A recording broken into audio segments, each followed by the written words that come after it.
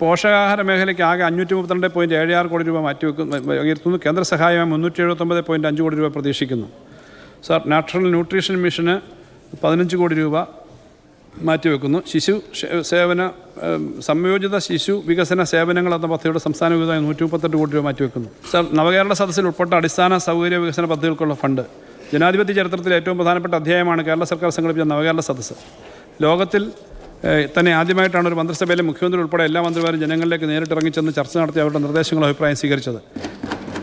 നവകേരള സദസ്സിൻ്റെ അടിസ്ഥാന പദ്ധതികൾക്ക് ആയി 1000 കോടി രൂപയുടെ പദ്ധതി നേരത്തെ പ്രഖ്യാപിച്ചിരുന്നതാണ്. അടിസ്ഥാന പദ്ധതികൾക്കായിട്ട് 210 കോടി രൂപ വകയിരുത്തുന്നു. പ്ലാനിൽ ഓരോ മണ്ഡലത്തിലും പരമാവധി 7 കോടി രൂപ വരെയുള്ള പദ്ധതികൾ ഏറ്റെടുക്കാനാവും. പ്ലാനിൽ വകയിരുത്തിയുള്ളതിന് പുറമെ 500 കോടി രൂപ കൂടി ഈ വർഷം നവകേരള പദ്ധതികൾ പൂർത്തീകരിക്കാനായിട്ട് മാറ്റിവെക്കുന്നു. ഇൻസ്റ്റിറ്റ്യൂട്ട് ഓഫ് മാനേജ്മെൻറ്റ് ഗവൺമെൻറ്റിൻ്റെ വിവിധ പ്രവർത്തനങ്ങൾക്കായി 6 കോടി രൂപ വകയിരുത്തുന്നു. സെൻറ്റർ ഫോർ ഡെവലപ്മെൻറ്റ് സ്റ്റഡീസിൻ്റെ വിവിധ പ്രവർത്തനങ്ങൾക്കായി റാൻഡിൻ്റെ 3.12 കോടി വകയിരുത്തുന്നു. CDSന് ഒറ്റത്തവണ സഹായമായി 5 കോടി രൂപ അനുവദിക്കുന്നു. രജിസ്ട്രേഷൻ വകുപ്പിൽ കമ്പ്യൂട്ടർ വൽക്കരണം നടപ്പിലാക്കുന്നതിനായി 5 കോടി രൂപ വകയിരുത്തുന്നു. അടിസ്ഥാന സൗകര്യത്തിന് റെക്കോർഡ് റൂമുകളുടെ ആധുനികവൽക്കരണത്തിനായി 12.6 കോടി രൂപ വകയിരുത്തുന്നു. ബാധ്യതാ രേഖകളുടെ അപ്ഗ്രേഡേഷൻ തുടങ്ങിയ പദ്ധതികൾക്കായിട്ട് 9.69 കോടി രൂപ വകയിരുത്തുന്നു. വിജിലൻസ് ആൻഡ് വകുപ്പിൻ്റെ ആധുനികവൽക്കരണത്തിൻ്റെ ഭാഗമായി സാങ്കേതിക ശേഷി മികച്ച അടിസ്ഥാന സൗകര്യം പരിശീലനം തുടങ്ങിയവ വർദ്ധിപ്പിക്കുന്നതിന് 5 കോടി രൂപ വകയിരുത്തുന്നു. വിജിലൻസ് കോംപ്ലക്സുകൾ, ഓഫീസ് കെട്ടിടം എന്നിവയുടെ നിർമ്മാണത്തിനും അനുബന്ധത്തിനുമായി 6.96 കോടി രൂപ വകയിരുത്തുന്നു.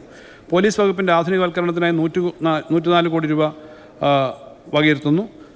ഫോറൻസിക് ലബോറട്ടറി, ക്രൈംബ്രാഞ്ച് ഓഫീസുകൾ, AP battalion, cyber dome, Kerala police academy തുടങ്ങി പോലീസ് ട്രെയിനിങ് കോളേജ് വിപുലീകരണം തുടങ്ങിയായിട്ട് 48.89 കോടി രൂപ വകയിരുത്തുന്നു.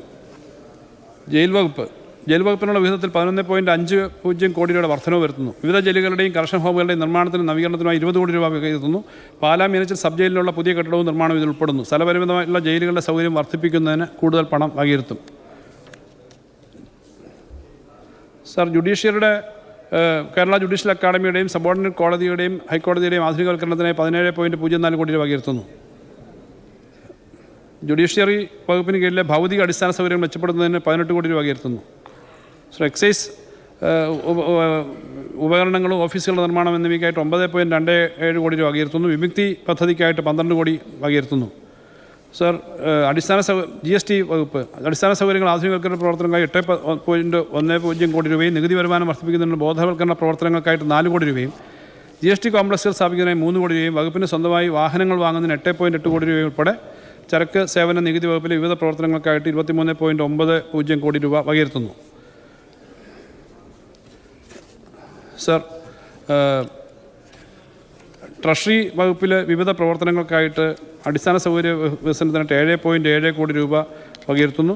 വികസന പ്രവർത്തനങ്ങൾക്കായി 7.5 കോടി രൂപയും പുതിയ കെട്ടിടങ്ങൾ നവീകരിക്കുന്നതിന് 4.3 കോടി രൂപയും ഉൾപ്പെടെ ആകെ 20 കോടി രൂപ വകയിരുത്തുന്നു.